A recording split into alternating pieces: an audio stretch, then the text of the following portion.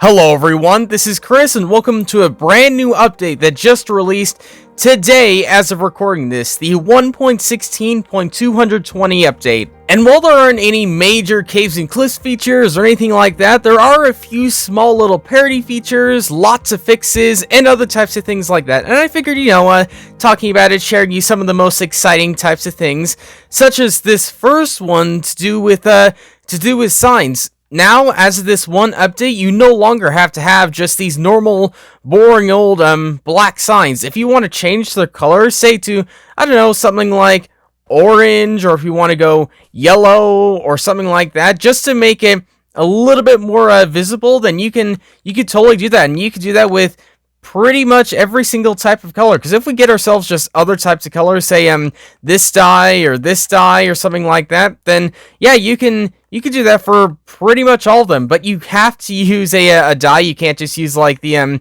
ink sac or anything like that. You have to use the specific dye. But yeah, it's cool to finally see that. Another fix that happened is to do with the drowns. The drowns now hold their trines properly, rather than holding them, say, upside down or something like that. They now hold them somewhat properly, as you can see here. And if we pop ourselves into survival, then we could see its new throwing animation. So if we just wait to see this guy so he can hit me, you can see he holds it up, and then he should eventually throw it. I don't know why he's not doing it there, but you can see how he does hold it up like that, and then he will eventually throw it as like that, something like that. I don't know why he's not throwing at me right now. Maybe it's because I'm not in water or something. But yeah, as of this update, his throwing animation has also been changed. There's been a few changes in terms of the blocks inside the game, but I think the most noteworthy one, especially for our survival players, is the fact that there's been some changes in the way you actually place blocks, like say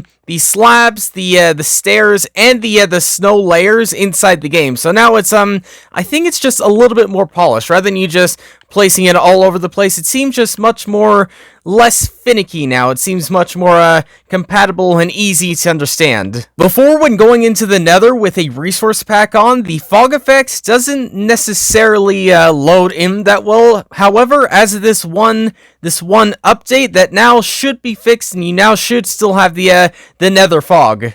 And I could list literally every single feature on the changelog, but there is a lot of things to list, so I think I'll leave it at that. It's some of the most interesting types of things I've seen inside this update. So nothing too serious, but it's still cool to see some of these types of parity issues and some of these types of other types of fixes that's been implemented inside the game, alongside the Caves and Cliffs update, continually adding betas and new types of things inside snapshots and other things like that. So yeah, look forward to more of these smaller types of updates and things inside the future. But for now, thanks for watching, and I'll see you all later.